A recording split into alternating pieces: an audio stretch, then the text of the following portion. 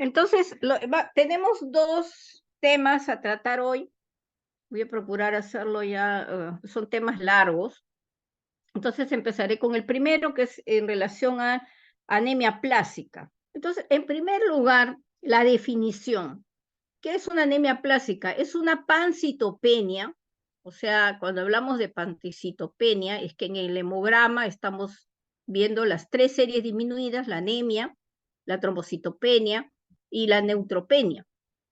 Entonces, cuando tenemos pancitopenia, en realidad hay un fluxograma para poder hacer los diagnósticos diferenciales. Pero cuando tenemos una pancitopenia con una médula ósea, para esto hay que hacer un mielograma hipocelular, es decir, que las células las médulas están disminuidas, en ausencia de un infiltrado anormal, porque podría haber infiltración por ejemplo, mieloctisis, que es la metástasis de alguna neoplasia ya en fase terminal a la médula ósea, que también se puede ver nidos de células neoplásicas, pero alrededor hipocelularidad.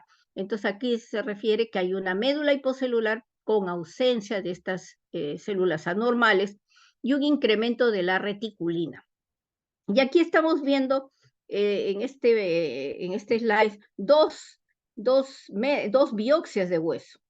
En el lado derecho están viéndolo de color violáceo, unos puntitos más oscuros, y ven como unas redondelas blancas, que es la grasa, pero ven, la médula ósea totalmente está llena de células. Es una médula ósea normal, pero si lo comparan con el del lado izquierdo, que también es otra biopsia, ustedes ya no encuentran esa celularidad de color violácea, medio con esos puntitos que son las células, sino que ven estas redondelas blancas, que es grasa. Entonces, cuando yo realizo la biopsia y encuentro esta médula así, entonces estoy hablando de hipocelularidad. Y si tengo la pancitopenia, entonces mi primer diagnóstico es anemia plásica. Recordemos que el primer caso fue descrito en 1888 por Paul Ehrlich, aquí lo ven en foto, y es el término de anemia plásica lo dieron años posteriormente Luis Henry Basket, y las características clínicas fueron descritas por Richard Cabot. Y en realidad la anemia plásica fue un diagnóstico anatomopatológico, o sea, los patólogos que observaban en los cadáveres y hacían en esas épocas, todavía no había tanto el conocimiento, entonces tomaban muestras y sacaban los cortes, encontraron pues esta patología, que fue descrita pues en estos primeros años ya del siglo XX. Entonces, ¿dónde se encuentra clasificada la anemia plástica? Dentro de las insuficiencias medulares, o sea, hay un daño, vamos a ver, y que puede ser por muchas causas de la médula ósea, pero en esta entidad principalmente tiene que haber una médula hipocelular, y el diagnóstico lo va a dar la biopsia de hueso, o sea, por un aspirado de médula ósea donde tomamos unas cuantas gotas de sangre dentro de la médula y hacemos extendidos, por supuesto que podemos ver esa hipocelularidad, pero el diagnóstico definitivo debe ser hecho con biopsia de hueso para poder tener certeza el diagnóstico, y como vamos a ver, hay diferentes patologías que también pueden entrar dentro de estas definiciones y que entran como diagnóstico diferencial. Entonces, vamos a ver cómo está ubicado la anemia plástica dentro de las insuficiencias medulares. Tenemos pues el síndrome de falla medular, y vamos a ver también asociado, y por eso se le da importancia a la hemoglobinuria paroxística nocturna. O sea, hay una correlación entre la anemia plástica y el HPN. Pacientes con anemia plástica hay que estar haciendo los estudios porque definitivamente tenemos que descartar que no se trate de hemoglobinuria paroxística nocturna. Y aquí lo que sucede es pues una disminución en el número y en la función de las células pluripotenciales, que son las que van a dar origen. Y aquí vemos igual 2 biopsias de hueso. En el lado derecho ven mayor cantidad de grasa, pero alrededor gran cantidad de células. En esta tinción se ve de color,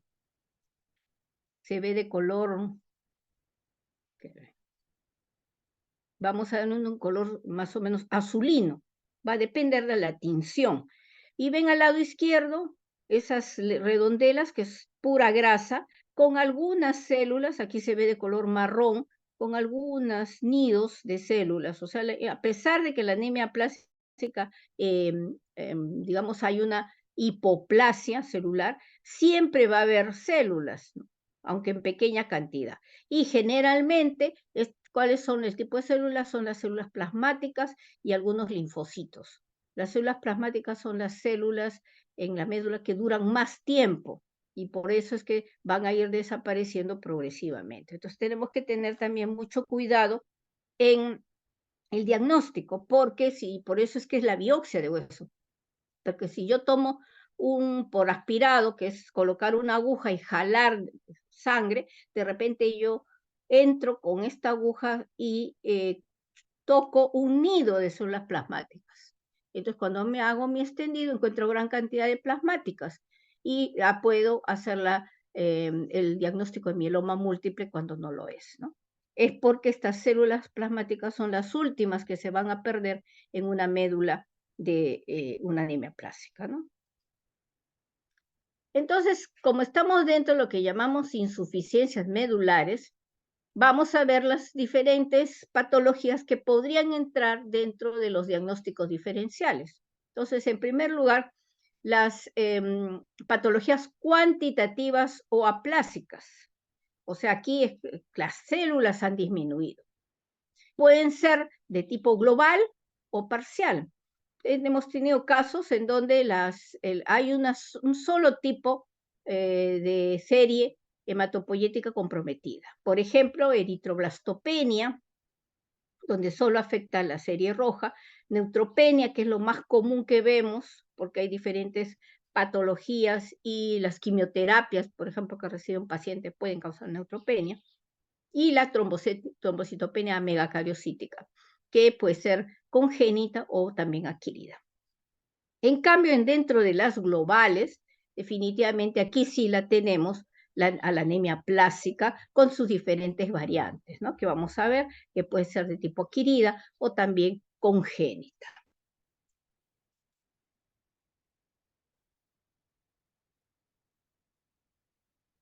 Y las cualitativas, hablamos de cualitativas que se forman las células adecuadamente, pero no funcionan, porque hay un problema o se ha detenido la maduración celular en alguno de los procesos del desarrollo. Entonces, estas cualitativas pueden ser de tipo global, o sea, que afectan todas las series hematopoyéticas, y estamos hablando del síndrome mielodisplásico, o parciales. Cuando tenemos parciales y hay un trastorno en la diferenciación, se coloca se coloca antes de la serie comprometida la palabra dis. Entonces tenemos diseritropoiesis, disgranulopoiesis o dismegacariopoiesis. Entonces, ese dis me indica que hay ese problema en la diferenciación y maduración. O sea, se ha detenido en algún momento, entonces las células no pasan ya el filtro que es el último, que son trabéculas, para que pasen a la serie periférica. Y por tanto, hacen citopenias. Entonces, si es diseritropoiesis, afecta a la serie roja, disgranulopoiesis, la serie eh, eh, leucocitaria, y dismegacariopoiesis, pues son los que van a producir las plaquetas, por tanto también van a estar disminuidas. Entonces, estas son cualitativas. Y aquí siempre que cuando tenemos una pancitopenia, entonces el diagnóstico más cercano a anemia plástica sería el síndrome mielodisplásico. pero que ya cuando hacemos la médula y la biopsia nos aclara el diagnóstico. Aunque hay algunos síndromes mielodisplásicos que hacen hipoplasia celular. Y ahí vamos a ver que no hay el patrón típico de la anemia plástica, en el que les he dicho que las células plasmáticas y algunos linfocitos son los últimos células que quedan en la médula. Acá puede haber las diferentes estirpes celulares, pero con gran problema en la maduración celular. Entonces, por eso nos ayuda el diagnóstico. Y la fisiopatología, o sea, ¿qué causas? Y que lamentablemente nosotros en la mayoría de pacientes con anemia plástica no podemos establecer la causa que conlleva, o sea, el causa-efecto, qué alteración, qué patología o algún medicamento, etcétera, o una sustancia tóxica que haya una relación directa y que causa anemia plástica. A veces, en la gran mayoría, no lo detectamos, porque la anemia plástica, salvo la aguda, en el que se va, sí, a tener una relación directamente, por ejemplo, con un medicamento, y que a la semana o a los días comience a hacer esta pancitopenia con hipocelularidad, ahí sí podríamos definir, pero en la gran mayoría de estos pacientes va a pasar muchos años, pueda que la sustancia tóxica lo haya tenido en la adolescencia y después de muchos años se presenta la anemia plástica. Entonces, en la fisiopatología hay que considerar, en primer lugar, el daño físico y químico, o sea que aquí es un daño directamente a la médula ósea puede ser las drogas citotóxicas, que es lo más común, o sea, los quimioterápicos, pueden por susceptibilidad en el paciente ocasionar, pues, irse, diríamos, hacia al otro extremo. Ya no es solamente afectar las células normales, digo, células patológicas, sino va a comenzar a afectar a las células normales. Las radiaciones, y en esto se ha estudiado mucho los efectos de la bomba atómica que afectó, pues, en la Segunda Guerra Mundial a Japón, a Hiroshima y Nagasaki. Y allí es donde se ha estudiado por muchísimos años la influencia de la radiación en los seres humanos. Y lamentablemente muchas generaciones después se han visto afectadas. En relación a las radiaciones, hay que considerar, pues, bueno, puede dar anemia plástica como otras patologías, por ejemplo, leucemias agudas. El benceno, por ejemplo, que se utiliza mucho en la industria también, cuando la persona no tiene la debida protección, moviliza el producto sin el material adecuado, entonces por una toxicidad directamente, y ahí en estos casos también hay cierto grado de idiosincrasia propia de la persona para ocasionar anemia plástica. El segundo, en la segunda fisiopatología, tendría que ser la destrucción inmune, mediante que los linfocitos T citotóxicos. Entonces, y vamos a ver, debido precisamente a que se determina la causa que conlleva anemia plástica, vamos a también tener el tratamiento. Entonces, en la destrucción inmune hay un linfocito citotóxico que va a ir directamente a afectar las células pluripotenciales. Entonces, tenemos en los casos de timomas, por ejemplo, hay personas que mantienen, ustedes saben que el timoma es un órgano que se va a ir degenerando en el transcurso de los años, que ya no, en la adultez ya no debe haber, pero en algunos pacientes que todavía queda el timoma, pueden tener no solamente aplasia, sino algunas otras patologías. La hepatitis, por ejemplo, ¿no? O cualquier proceso viral asociado, por ejemplo, al Epstein-Barr, al citomegalovirus, podrían posteriormente causar, en transcurso de los meses o a veces años, anemia plástica. Otro ejemplo es la fasciitis eosinofílica. Y la tercera causa, diríamos, es el defecto genético constitucional.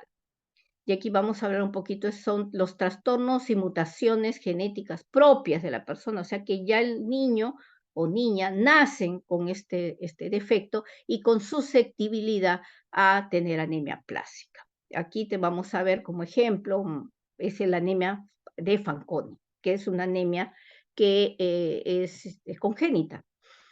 Entonces, basado en la fisiopatología, vamos a ver el tratamiento.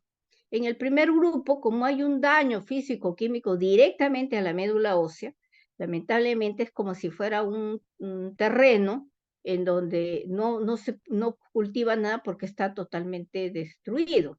Entonces aquí el tratamiento sería pues el trasplante de células hematopoyéticas, ¿no? Aquí el paciente se le va a trasplantar células de un donante compatible para que en esa tierra, diríamos, comience a haber el crecimiento. Y asociado se podría usar factores estimulantes de colonias, pero esto posterior al trasplante.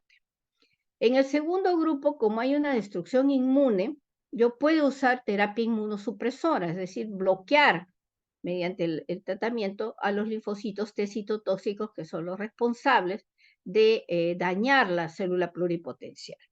Aquí también se puede realizar trasplante de células hematopoyéticas y aquí se ha añadido un medicamento que es un trombopoyético, que es el etrombopag, pero que solo no tiene efecto, sino que este medicamento se va a adicionar a los 2 tratamientos anteriores, ¿no? O sea, como parte del protocolo para que a la respuesta posterior al trasplante o a la terapia inmunosupresora sea, diríamos, más rápido, se está utilizando el etrombopag.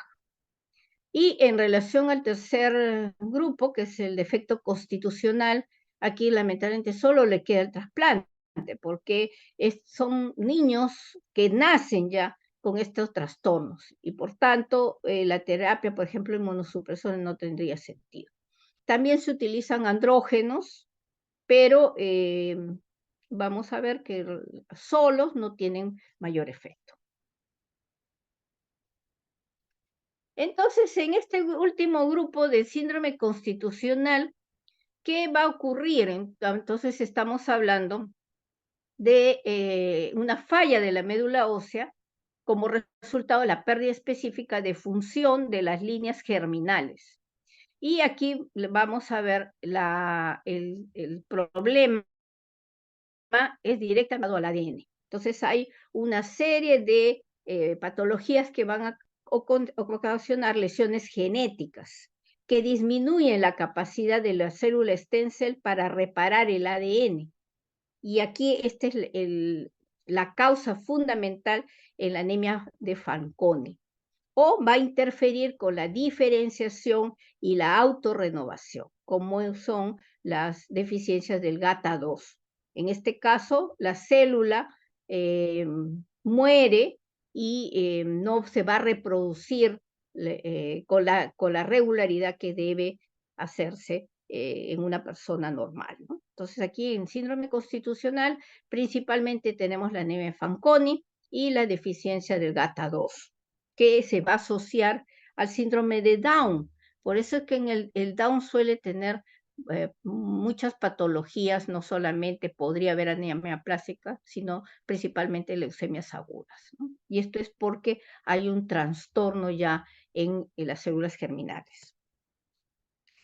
También puede ocurrir en estos síndromes que afecten la regulación inmune, estamos hablando de linfocitos T citotóxicos, asociados a ciertas mutaciones como el CTLA4 o ciertas deficiencias como el DATA2, ¿no? En este sentido es difícil para nosotros llegar a determinar estos trastornos porque no se hacen en el país y probablemente se hacen como parte de investigación. Estas anormalidades entonces del síndrome constitucional van a ocasionar que la anemia plástica comience a presentarse en etapas tempranas de la vida, generalmente en la niñez. Y aquí vamos a ver que existe una correlación entre los diferentes síndromes involucrados en la falla medular.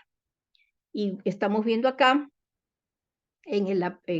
los hemos puesto en círculos, y tenemos acá en primer centro y he puesto ahí una banda roja y estamos viendo la anemia plástica. Pero se correlaciona, y ahí hay por eso otro círculo asociado con la hemoglobinuria paroxística nocturna. Entonces tenemos pacientes que hacen hemoglobinuria paroxística nocturna y pasan meses o años y viran hacia anemia plástica, o a la inversa. Por eso es que es importante en todo paciente que sospechamos de anemia plástica hacer el estudio para hemoglobinuria paroxística nocturna, ¿no? Que es un estudio ya por citometría de flujo.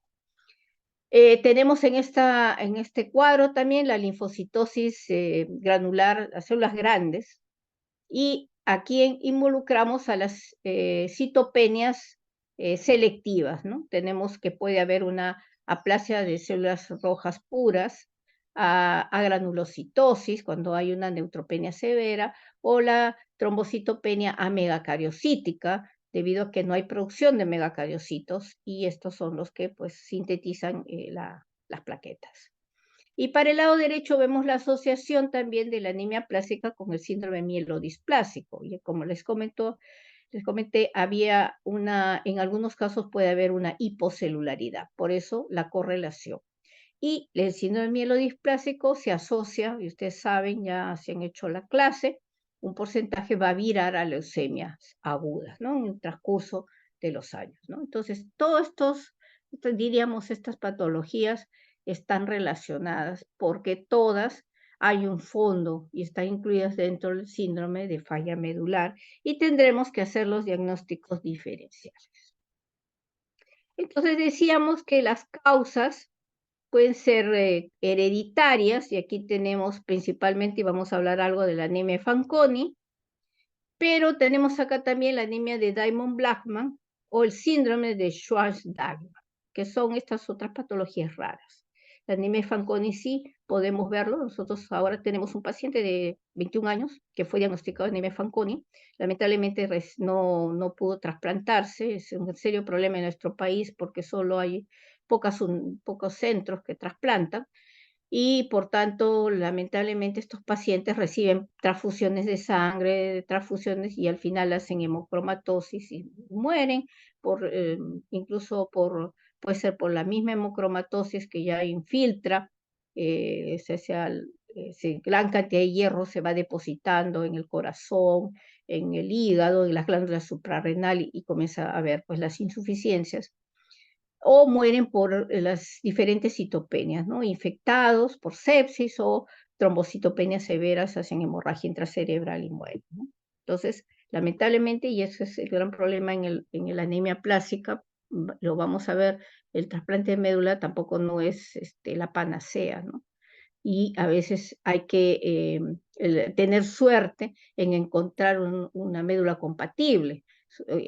La suerte que tenga, por ejemplo, un gemelo univitelino, o que tenga uno de sus miembros, por lo menos, que tenga el HLA compatible, ¿no? Y a veces no lo hay y por tanto no se puede transfundir. En adquiridas tenemos entonces diferentes causas, pero la gran mayoría entra dentro del grupo de idiopáticas, ¿no? Porque lamentablemente no podemos determinar la causa. Sin embargo, es importante en la historia clínica ver el antecedente, ¿no? Sobre todo el antecedente ocupacional. Vemos pacientes que vienen de provincias, que son agricultores. Entonces los agricultores tienen mucho contacto con sustancias tóxicas por los órganos fosforados, por los fertilizantes que usan, los pesticidas, etcétera, ¿no? Entonces, pero esto es una patología que tarda. La citopenia se va presentando lentamente hasta que ya por la severidad comienza a hacer síntomas, ¿no? Entonces, bueno, esto es lo mismo, anemia plástica o aplasia medular idiopática, y dentro de las secundarias, bueno, ya hemos comentado las radiaciones, estas sustancias tóxicas, hablaremos un poquito de los medicamentos. Y aquí, dentro de los medicamentos, si ustedes en los años casi 80 o 90 se publican en el New England Journal, se comenzó a hacer publicaciones en relación a que el cloranfenicol, que ustedes saben es un antibiótico, nosotros lo usábamos muchísimo, es un medicamento barato y que tiene una gama de patologías que puede cubrirlo, pero sobre todo el clorfenicol era de uso rutinario en la fiebre tifoidea. Y ha habido reportes entonces en Estados Unidos que el cloranfenicol lo asociaban a anemias aplásicas. Entonces, desde ese momento, prácticamente en todo el mundo comenzó a dejar de lado el uso del cloranfenicol. Y ustedes ven en la rutina, ya nosotros no usamos cloranfenicol. Y ahí habría que ver, ¿es realmente va a causar el mismo problema en nuestra población? ¿O es que solamente nos hemos basado en la literatura que lo dice, ¿no? Entonces, ¿por qué se ha determinado que el cloranfenicol tiene hay dos tipos de trastornos? El uno, que es la hipocelularidad, y otro que tiende a ser un síndrome como si fuera un mielodisplásico, ¿no? Que a la larga puede ser reversible. Entonces, debido a esto es que el cloranfenicol nosotros no lo usamos, ¿no? De forma rutinaria. Y vamos a ver también otros antirreumáticos en general, y aquí hay que ver el grado de susceptibilidad de la persona, ¿no? Aquí también hay que ver, o sea, ahondar en la historia. Mujeres que viven en la sierra o que por años han usado leña, han usado querosene para cocinar en medio cerrado, también se describe que puede ser esta toxicidad, ¿no? O aquellas peinadoras, por ejemplo, que utilizan estos líquidos para hacerlas permanente, entonces son líquidos muy fuertes, entonces que pueden causar daño, pero no necesariamente en toda la población expuesta, sino que se describe que hay una susceptibilidad de algunas personas para hacerlo, ¿no? Pero hay que indagar, hay que comenzar a buscar bueno, lamentablemente también nosotros somos polifarmacia, que ustedes ven, la persona, hay un centro de salud a una cuadra, pero ellos prefieren irse a la farmacia y preguntarle a esa persona que realmente ni siquiera tiene una profesión, nada, a veces solo son trabajadores que ni siquiera han hecho algún curso de salud, y le dice, mire, tengo tal cosa, tengo diarrea, y inmediatamente le dan el medicamento, ¿no? Entonces, lamentablemente nosotros somos polifarmacias y no podemos determinar exactamente qué medicamento que se tomó fue el causal, porque a veces tiene que tardar años. Solamente podremos detectarlo en los cuadros agudos. Y eso sí, si toma un medicamento y a la semana comienza a hacer fiebre, dolor de garganta y comienza a hacer de repente palidez, entonces ahí sí podemos decir que ha sido una relación con ese medicamento que lo tomó hace poco, ¿no? Pero como les digo, la gran mayoría pasa muchos años después para que ocurra el proceso. Entonces aquí tenemos los diferentes antibióticos, los antiinflamatorios, la penicilamina. Por ejemplo, nosotros hemos tenido un caso de una paciente reumatológica que a los 7 días hizo anemia plástica. Entonces ahora tenemos de todo que estén infectados. La antibiótico terapia es ya más, tenemos mayor campo de medicamentos, tenemos mejor uso también y mayor disponibilidad de la terapia transfusional, para sobre todo el uso de plaquetas, lo que no había hace muchos años, ¿no? Entonces, esos pacientes, de repente, su sobrevida es mejor, porque se le da el tratamiento, ¿no? Pero lamentablemente el trasfondo continúa. Anticonvulsivantes, los antitiroideos, ¿no? Los antidepresivos, y ven antidiabéticos, y va a haber una lista mucho más grande asociados a condicionar anemia plástica. Entonces, cuando es anemia plástica secundaria, hay que considerar siempre los quimioterápicos. Y aquí, en relación, hay que investigar la historia, ese paciente de repente ha tenido un cáncer y qué tipo de quimioterápicos ha utilizado, ¿no? Entonces hay pacientes que, por ejemplo, el uso de la ciclofosfamida, la vincristina, u otro tipo de medicamentos quimioterápicos pueden ser también causales de anemia plástica, ¿no? Y también recordar los virus. Y esto sí en relación a qué hace el cuadro infeccioso y a los siguientes meses pueda que comience a hacer anemia plástica, ¿no? Por ejemplo, una hepatitis viral se ha descrito con hepatitis B, con hepatitis C, con hepatitis no A no B, o sea, la delta, incluso con la hepatitis A, ¿no? Entonces hay que tener también consideración en eso. Y la relación del parvovirus. El parvovirus tiene una selectividad por la célula pluripotencial, ¿no? Entonces, directamente va a afectar la diferenciación. El VIH también, pero más en las etapas ya terminales de la enfermedad, ¿no?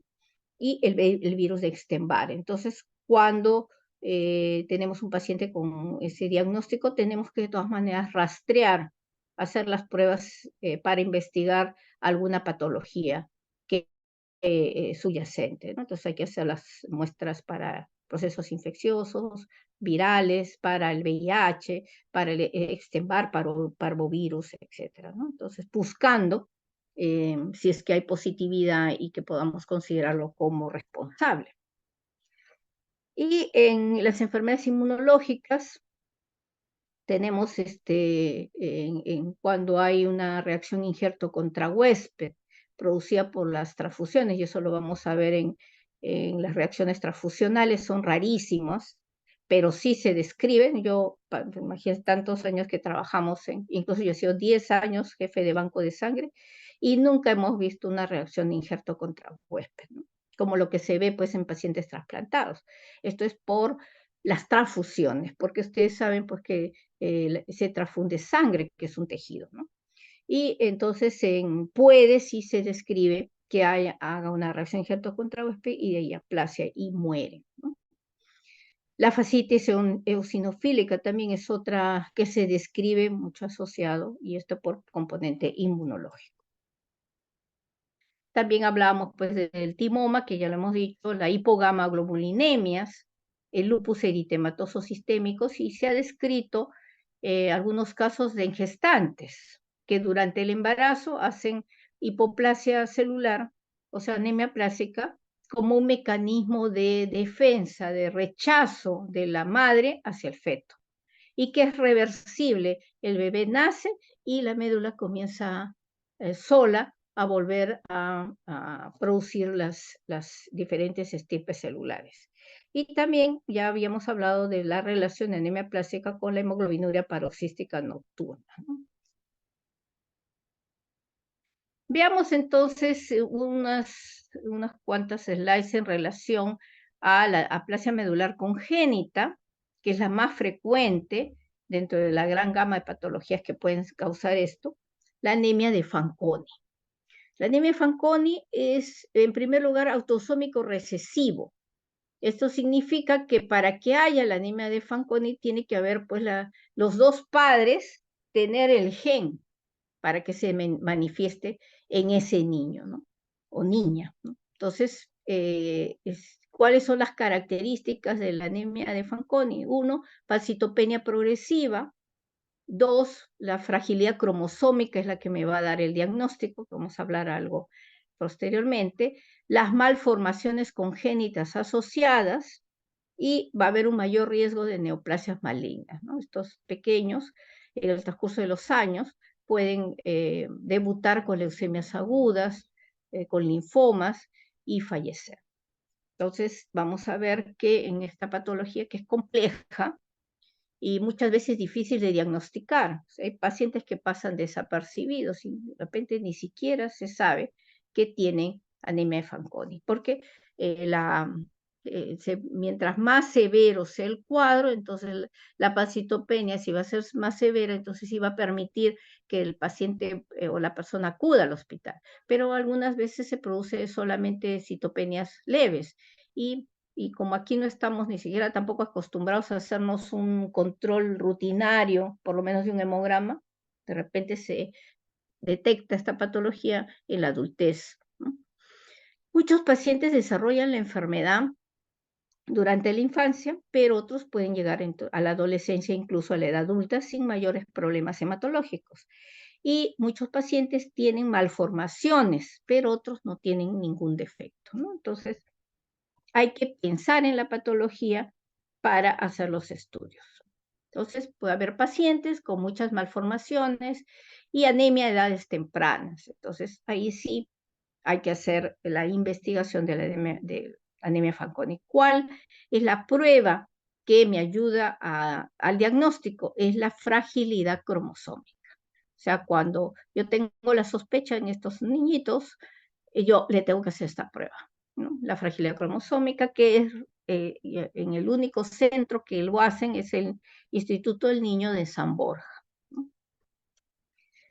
¿Y qué es la fragilidad cromosómica? Entonces vamos a ver que los cromosomas, y ustedes se acordarán, son un ovillo de material genético y compactado en forma de X. Todos tenemos 46 cromosomas pues, en cada una de estas células. Son fácilmente visibles en microscopio. O sea, hacemos el estudio del cariotipo, lo que permite ver y contar tanto el número de cromosomas como la presencia de sus roturas. Entonces ahí vamos a ver. Ese ovillo, que decimos que son los ADN, se van a ir rompiendo. Ya esté establecido el mecanismo ya propio en el ser humano, tan sabio realmente en nuestro organismo, que se van rompiendo en determinados enlaces para formar los cromosomas. Pero estas rupturas que en la persona sana se produce siempre, sirven para que rápidamente se produzca la reparación de estas roturas debido a un mecanismo ya complejo y ya genéticamente establecido, ¿no? Entonces se sabe, el organismo sabe dónde se va a producir las roturas para formar los cromosomas. Pero en la anemia de Fanconi, ese mecanismo de reparación falla, por lo que los cromosomas rotos no se pueden reparar correctamente o se reparan en forma ya alterada, ¿no? Estas roturas cromosómicas suelen ser muy perjudiciales para las células de los pacientes. Estas células morirán, lo que explica pues la anemia de estos pacientes y los trastornos asociados a tumores, ¿no? Por esta inestabilidad, diríamos, cromosomal. Entonces se denomina la prueba fragilidad cromosómica. Aquí tenemos unos ejemplos de niños con Fanconi. Miren, el primero, el del lado izquierdo, ese es típico paciente, o sea, típico niño con Fanconi. Son niños pequeñitos, de talla baja, puede tener microcefalia, tardan en el desarrollo, o sea, no caminan tempranamente, ¿no? O sea, hay un atraso, incluso en el lenguaje, ¿no? Entonces, ese sí es el niño típico de un Fanconi. Pero ustedes ven a la derecha, son dos niños, un niño y una niña, en el que su desarrollo es normal. ¿Por qué sospecharía? De repente puede tener alguna citopenia, de repente tiene solo anemia y que no responde a los tratamientos, pero si yo voy a la curiosidad de examinarlo, vamos a encontrar esas manchas extensas de café con leche que le llaman, ¿no? Eso es parecido a la neurofibromatosis.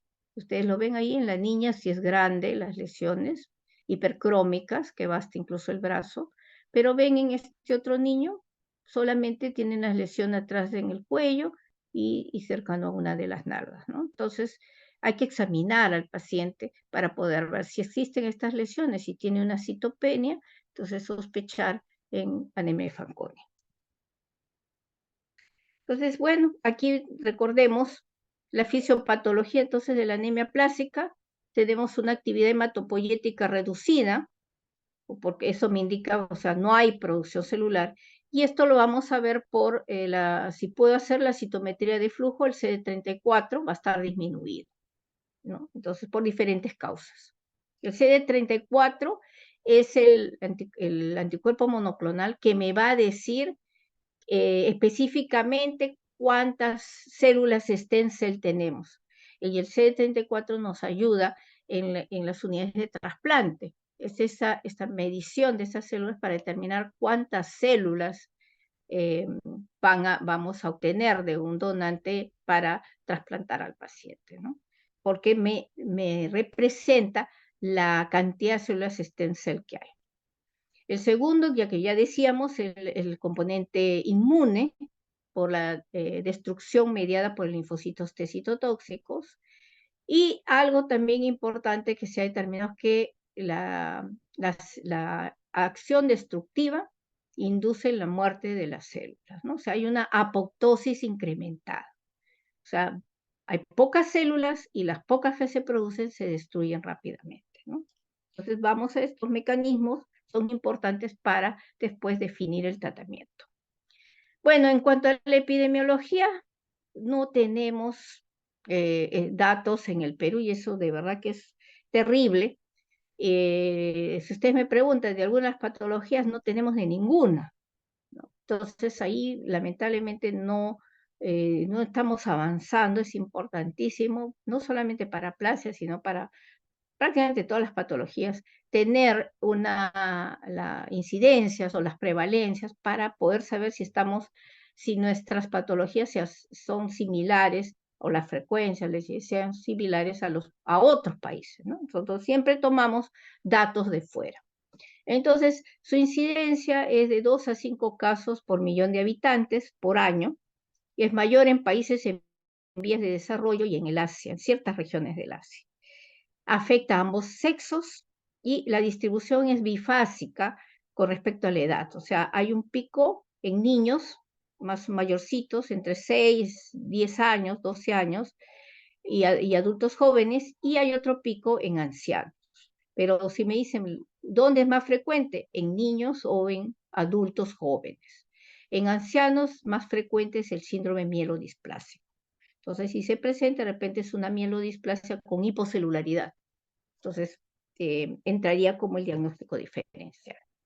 Entonces, acá tenemos el pico, esta es una publicación mexicana, el pico de 10 a 25 años, y en mayores de 60, como hemos visto, hay dos picos, no hay diferencia en género, y puede ser congénitas o adquiridas, ¿no? Entonces, me dedicaré a ver si puedo establecer la causa. La incidencia de anemia plástica adquirida en Europa y Norteamérica son 2 por 1.000.000 de habitantes por año. Está dentro del listado de enfermedades huérfanas o raras, ¿no? Entonces, miren, 2 por millón de habitantes por año son pocos, pero si vamos a ver en general en la población, de repente es mayor, ¿no?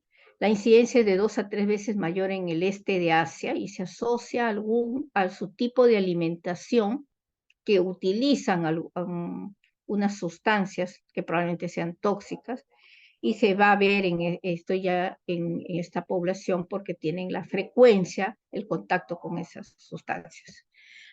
Mayor población pediátrica, de 4.2 por millón, en adultos de 3.8 por millón. Y la incidencia global anual, bueno, ya decíamos, puede ser de 2 a 4 por millón de habitantes por año.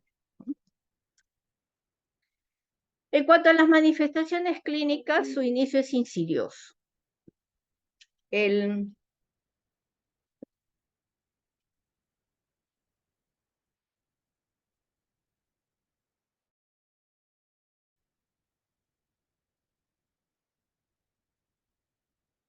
Me estoy poniendo mis audífonos porque están acá pasando, están gritando ahí.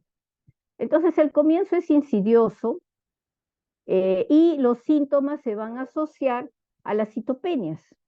Por ejemplo, si el paciente tiene anemia y dependiendo del grado de severidad va a manifestar pues todos los síntomas de la anemia, debilidad, cansancio, al caminar ni siquiera a veces puede ser incluso a pequeña actividad. Si presenta neutropenias, va a venir el paciente con cuadro infeccioso. Si tiene trombocitopenia, bueno, va a haber sangrados, puede haber epistaxis, puede haber gingivorragia, puede haber las petequias a nivel incluso puede ser diseminadas, menstruaciones abundantes, por eso es importante tomarnos el tiempo de ver las características de la menstruación en la mujer, porque no solamente para anemia plástica, sino para diferentes patologías hematológicas, podría ser el inicio de hacer los estudios, y puede haber incluso hemorragia del sistema nervioso central, que es una de las complicaciones que más tememos. El examen físico, vamos a ver la palidez, puede haber petequias, como hemos dicho, puede haber equimosis, no hay visceromegalia, y eso acuérdense, si yo tengo una sospecha de anemia plástica y el paciente tiene un vaso grande, no es anemia plástica, tengo que investigar otra causa. En el caso de la anemia plástica no va a haber esplenomegalia, no hay adenopatías, porque de todas maneras entraría en diagnóstico diferencial con las leucemias agudas, porque el paciente puede llegar igual, con anemia, sangrando, con fiebre, y ahí sí va a haber, puede haber hepato, esplenomegalia, adenopatías, y bueno, el hemograma ya se observa pues en el frotis la presencia de blastos, ¿no? Y entonces llegamos al diagnóstico. Y la evolución en relación a la intensidad de la afectación medular, ¿no? Y como ya les digo, la anemia plástica puede pasar muchos años recién para que se pueda hacer el diagnóstico. La pancitopenia entonces se va a ver en el laboratorio, en el hemograma, ya definitivamente desde el hemograma ya vemos los datos. El volumen corpuscular medio va a ser normocítico, la hemoglobina corpuscular media normocrómica, pero también puede ser microcítico hipocrómico, si por ejemplo tenemos una mujer que por las menstruaciones ya estuvo haciendo anemia ferropénica y se adiciona la aplasia, entonces ya cambia las constantes corpusculares porque venía de una mujer ferropénica. Pero si no hay ese antecedente y ha tenido un hemograma antes normal, quedaría siendo normocítico normocrómico. En el aspirado de médula ósea voy a encontrar esa hipocelularidad de las 3 series, y como les comenté, puede haber un incremento o mantenerse la presencia de células plasmáticas y linfocitos, y también va a haber un aumento del tejido graso, como hemos visto. Y como les dije, que el diagnóstico definitivo debe hacerse por biopsia de hueso. Puede haber incremento del depósito de hierro, y esto porque no se utiliza el hierro, porque no hay producción de células, y entonces vamos a ver si hago el estudio de ferritina, va a estar altísimo. Y tenemos aquí el concepto de aplasia severa, cuando tenemos los neutrófilos menores a 20.000 y los reticulocitos corregidos menor a 1%. En la anemia plástica severa significa que hay menos del 30% del tejido en la médula ósea, ¿no? O sea que ya hay una hipocelularidad severa. Vuelvo a recalcar, acá tengo otra slide de aplasia medular. Esas redondelas, todo es grasa. Ven la gran cantidad de grasa que hay en esta biopsia. Esos puntitos que ven medios violeta, de color lila, y adentro un poco más oscuros son las células. O sea, como les digo, en una aplasia no es que no va a haber nada de células, lo puede haber, pero ven más es tejido de sostén, grasa, ¿no?, que las células. Y aquí tenemos, en base al grado de severidad de la anemia plástica, moderadamente severa, grave y muy severo. Y esto lo relacionan con la hemoglobina, menor de 10 hasta menos de 8 si es muy severo, la concentración de los reticulocitos, menos de 20 por 10 a la 9 por litro, muy severo. En los de neutrófilos, ven menos, prácticamente en el severo hay menos de 200 células. De recuento de plaquetas, en el severo menos de 20.000, y bueno, en la biopsia de médula hay una pues disminución marcada de la celularidad. Y aquí vamos a ver qué tipo de tratamiento vamos a utilizar en estos pacientes. Otras causas de pancitopenia que debe entrar dentro del diagnóstico diferencial, hemos dicho el síndrome mielodisplásico, las mieloctisis, o sea, la infiltración de neoplasia que no pertenece a la médula, y esto es por ya estadios tardíos, último ya de alguna neoplasia. Hemos tenido mieloptisis sea de pulmón, sea de mama, de próstata, por ejemplo, el cáncer de próstata es uno de los más frecuentes que va a dar metástasis a la médula. Descartar hemoglobinuria paroxística nocturna. Y bueno, estamos hablando de patologías que nos pueden dar calcitopenia, la anemia megaloblástica, por ejemplo, pero como ustedes saben, esto rápidamente se da el tratamiento y rápidamente responden al tratamiento, ¿no? Y la citopenia se resuelve rápidamente. Y excluir exposición a agentes conocidos o sospechosos.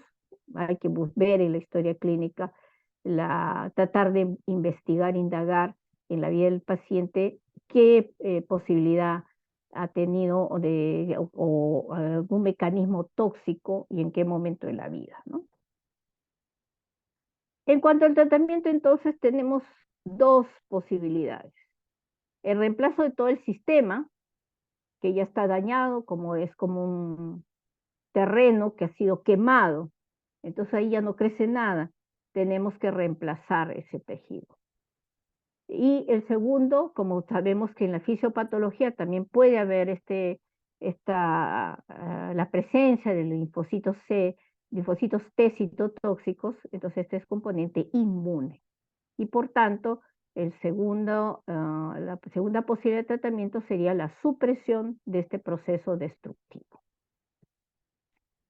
Medidas previas de soporte en estos pacientes. Lo ideal sería eliminar el agente causal, pero a veces si no lo conocemos, por supuesto que si hay un quimioterápico, ya ese paciente pues no recibirá quimioterapia hasta que responda.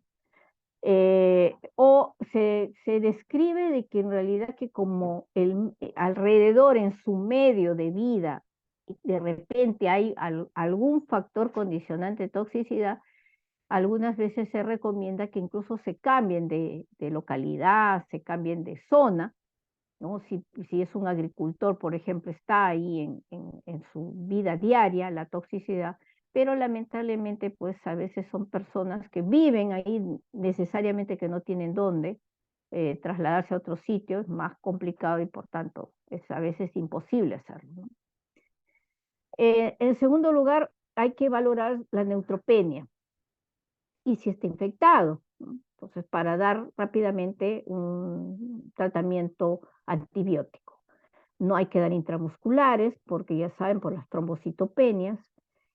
Podemos dar anticonceptivos, o sea, ciclar a las mujeres, porque la menstruación es un factor desencadenante de desequilibrio en estas pacientes, ¿no? Tienen anemia plástica y por tanto la anemia, y si cada vez que menstruan, esa hemoglobina va a caer más, ¿no? Entonces, hay que regular la menstruación. Entonces, se le denomina ciclaje, ciclarla y se utilizan los anticonceptivos. Y tendremos que valorar si va a transfundirse ese paciente y qué componente, ¿no? Entonces, ¿por qué decimos valorar? Porque cada vez que el paciente se transfunda, y a veces son politransfundidos, le estamos quitando la posibilidad de un trasplante de médula, ¿no? Porque ya se ha aloinmunizado a veces, ¿no? Entonces, lamentablemente, si viene el paciente muy complicado con por ejemplo, anemia severa, entonces tenemos que transfundir. Pero lo ideal sería el diagnóstico rápido y para buscar la posibilidad de un HLA compatible para trasplantarlo. ¿Y cuáles son los determinantes de la terapia inicial para poder decidir qué tipo de tratamiento va a recibir? En primer lugar, la edad del paciente. Vamos a ver, la edad es fundamental para el trasplante sobre todo. La presencia del donante histocompatible. Si no hay donante histocompatible, no se va a poder trasplantar. Y las comorbilidades. Entonces, cuando hablamos de respuesta completa, hablamos de respuesta completa cuando, después de haber recibido el tratamiento, la hemoglobina va a más de 10 gramos por decilitro, los neutrófilos más de 2 por 10 a la 9 por litro, esto equivale a más de 2000, las plaquetas mayor de 100 por 10 a la 9 por litro, que esto equivale a 100.000 plaquetas, y entonces estoy hablando de una respuesta completa al tratamiento. Y respuesta parcial es cuando tiene los valores menores de los de respuesta completa y cuando su requerimiento de transfusiones, bueno, a pesar que ha disminuido, de todas maneras mantiene el requerimiento. Entonces, valoraremos la respuesta. Y tenemos este algoritmo para decidir los tratamientos. Entonces, en primer lugar, hablamos de la edad. La edad es fundamental. Menores de 40 años y si tienen donante compatible, se tienen que trasplantar. Lamentablemente en nuestro país solamente tenemos 2 centros trasplantadores. Bueno, serían 3, pero el INEN ahora, o sea, bueno, considerando el INEN son 3 centros trasplantadores. El INEN solo trasplanta oncológicos, por tanto, aplasia ni mielodisplasia, que también hay una posibilidad de trasplante, no se pueden realizar. Nos queda el Rebagliati, el que tiene más experiencia, ya creo que lleva desde el año 2000, creo que está su unidad de trasplante, es el que tiene más experiencia en Perú en trasplante, pero tiene el gran problema, pues centraliza todo lo que es seguridad social. No tenemos en MINSA, y en MINSA tenemos el Instituto de Salud del Niño de San Borja, pero también ellos trasplantan solo pediátricos. Entonces, es un serio problema para nosotros y esto hay que estimular que se comiencen a crear unidades trasplantadoras. Nosotros ya el Hospital 2 de Mayo ya acreditó para trasplante, pero autólogo. El autólogo significa que es el donante y el paciente son el mismo. O sea, voy a recolectar sus células del paciente para después aplaciarlo y volver a colocarle sus células, ¿no? Es autólogo. Y esto en cambio no, estos son para trasplante halogénico, ¿no? Porque la médula en realidad está dañada, ¿no? Entonces seguimos, si tiene menos de 40 años y donante compatible, ni modo, trasplantar. Y con mejores condiciones de respuesta, ¿no? Porque puede ser el hermano gemelo, pero no tenemos, pues, hay muy pocos familias en donde hay gemelos univitelinos, que le llaman. Entonces, si tiene mayor de 40 años o no tiene un donante compatible, va a la terapia triple inmune, que es la globulina antitimocítica de caballo o de conejo, solo que el de conejo es un poquito más tóxico que el de caballo, y bueno, es un protocolo triple que lo vamos a ver, más la ciclosporina. Entonces, este tratamiento es la que está usando en los centros donde no hay, pues, unidades de trasplante y con mayor o menor respuestas. Entonces, vamos a utilizar esa terapia inmunosupresora, que son 5 días de infusión de la inmunoglobulina, y vamos a observar al paciente, pues, ¿no? Y a los 6 meses valoraremos. O sea, le infundimos el gas de caballo más ciclosporina y después va a quedar con ciclosporina por mucho tiempo. Más o menos al 6.º mes se decidirá, dependiendo de la respuesta, si se retira o no la ciclosporina.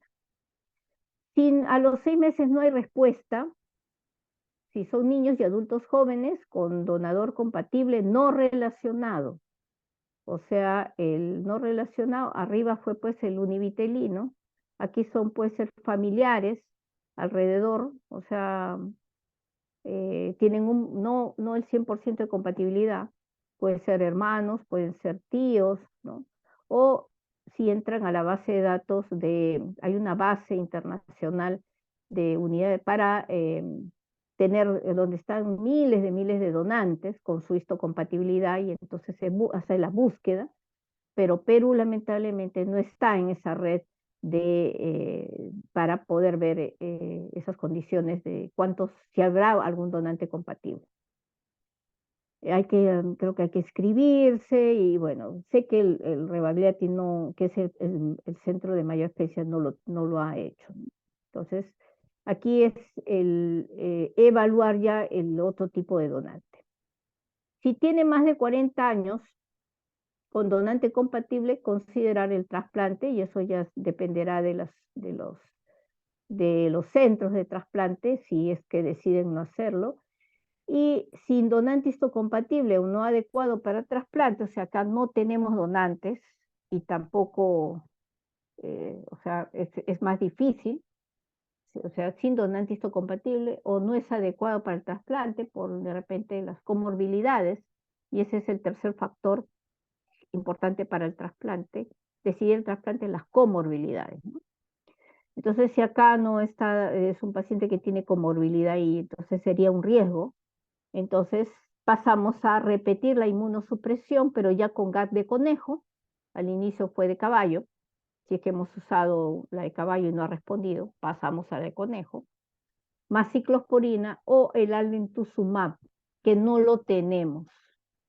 El alemtuzumab no, al menos Minsa, creo que todavía no ha entrado al mercado peruano, que también hay protocolos ahí establecidos. Y seguimos. Si hay respuesta a los 6 meses, bien, este paciente pasa ya al seguimiento, pero sin respuesta a los 6 meses, aquí ya entra otras opciones de trasplante, el haploidéntico, por ejemplo, o los incompatibles no relacionados. La de cordón umbilical, ahí tienen poca muestra, los bancos de cordón umbilical, son muestras muy pequeñitas que va a ser insuficiente para que se trasplante, pero la célula de cordón tiene buena cantidad de células stem cell, pero el volumen es muy poco. Entonces ahí quedaría otras opciones, de repente protocolos experimentales, y las otras opciones sin el trasplante, lo que se usaba antes de considerar el trasplante, se usaban andrógenos, factores estimulantes de colonias, eritropoyetina, pero lamentablemente ninguno de estos da efecto, ¿no? También ahí podemos usar el danazol, ¿no? Alternativo, y el etrombopag también, que es otra alternativa, ¿no? Sin mayor, ahí sí que tendríamos que valorar si se produce la respuesta o no. Entonces, por último, la mortalidad varía en el trasplante, y esto es por la enfermedad de injerto contra huésped, que puede ser inmediato o tardío. El inmediato es el que puede llevar a la muerte al paciente. El tardío es el que lamentablemente va con la calidad de vida, porque la enfermedad de injerto contra huésped es las propias células van a ir contra el injerto, o sea, contra el huésped, la persona, o sea, perdón, contra las células que se han trasplantado, ¿no? Y va a dirigirse hacia todo el organismo. Entonces son personas que pueden tener como un pénfigo a nivel de la piel, pero generalizado. Entonces son personas que están con lesiones en la piel, como unas llagas, supuran, sangran. Es una pésima calidad de vida, ¿no? Entonces eso no queremos, lamentablemente, se puede dar, ¿no? El rechazo, que es la complicación, el rechazo pues es inmediato, también puede llevar a incrementar la mortalidad. Y esto más causa una determinada, pero quizás se deba a los linfocitos del donante. Entonces cada vez hay mecanismos que se están utilizando, las células obtenidas del donante se pueden pasar por una especie de filtros para concentrar las células stem cell, para quitar la mayor cantidad de linfocitos, o se puede incluso, por ejemplo, si va a requerir tratamiento con sangre, eso hay que irradiar los componentes también para evitar para destruir esos linfocitos que pueden ser los causales de estas reacciones. La sobrevida en general es de más o menos el 66%, en general, no sabemos la sobrevida, sería importante ver cómo le ha ido al Rebagliati, sobre todo el que tiene más experiencia, en pacientes con anemia plástica. Sé que la prioridad en trasplantes más son los oncológicos, las leucemias agudas, es donde se está trasplantando más. A más de 25 años, menos del 60%, y en menores de 16 años, 75%, ¿no? Entonces, por ahí va, de todas maneras, habría que valorar la sobrevida. Y si no hay, pues, médulas compatibles y por tanto difícil el trasplante, entramos a la terapia inmunosupresora. Esta es la terapia que nosotros en el Hospital de Maño usamos, que es la globulina antitimocítica. Entonces ya lo dije, la globulina antitimocítica procedente de caballo. Por tanto, al paciente cuando se le infunde la globulina hay que tener muy monitorizado al paciente porque puede causar reacción anafiláctica, ¿no? Porque es de animales, ¿no? No es de humanos. Disminuye la producción de linfoquinas supresoras. Estos linfocitos citotóxicos tienen que reducirse a nivel de circulantes. Y in vitro no hay diferencia, bueno, aunque en nuestro país hay la globulina antitimocítica y no la globulina antilinfocítica. Hay ciertas diferencias en ambos, ¿no? Y los protocolos varían también dependiendo. Nosotros utilizamos asociado a la ciclosporina y con los corticoides, ¿no? Entonces, este es el protocolo que nosotros usamos. Va a ser una dosis de 3,75 miligramos por kilo por día, por 5 días consecutivos. Se administra asociado a la ciclosporina a una dosis de 5 miligramos por kilo por día, administrada durante 4 a 6 meses. Y bueno, la timoglobulina solo se da por 5 días y la ciclosporina, ya incluso el paciente al alta va a continuar con la ciclosporina por meses y valoraremos la respuesta, ¿no? En 6 meses se valorará si es que vamos a continuar con la ciclosporina o retiramos. Otros tratamientos que ya se puso en fluxograma, los corticoides no tienen efecto, salvo para disminuir la enfermedad de la reacción injerto contra huésped o en los cuadros agudos, pero en realidad no tiene efecto solo, ¿no? Se usan, ¿sí? Muchos colegas utilizan corticoides, utilizamos los andrógenos, ¿no? Aquí entraría el danazol, que es un andrógeno semisintético, que también nosotros, si no tenemos la globulina, lamentablemente se tiene que dar algún componente, se da eritropoyetina a grandes dosis, etcétera, pero dependiendo del tipo de aplasia, a veces en los leves puede responder, pero en los moderados y más aún los severos ya no tiene sentido, ¿no? Los factores de crecimiento igual se van a utilizar, pero post-trasplante, ¿no? No tiene sentido usarlo solo, o post-uso de la globulina, ¿no? Pero solo no va a haber, no va a haber lamentablemente respuesta. El riesgo de recaída en 14 años es del 35%, menor en tratados prontamente, y si se produce la recaída, es decir, vuelve a presentar la aplasia, se puede volver a trasplantar ese paciente. Y el 13%, o sea, es variable, entre el 9 al 57% evolucionan al HPN, un 10% a síndrome mielodisplásico y un más o menos 6% puede virar a una leucemia aguda.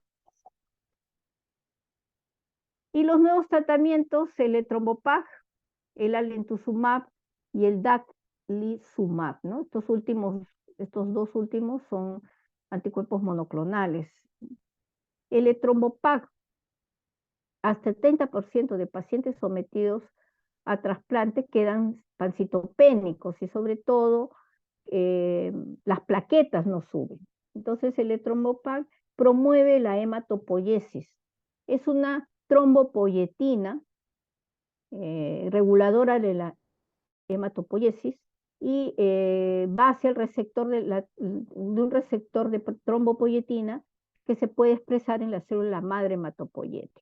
Y por esa razón es que el etrombopag está dentro del protocolo ya que se está usando para que la respuesta de la médula sea más rápida. Entonces, se usa post-trasplante o post la infusión de la globulina antitimocítica.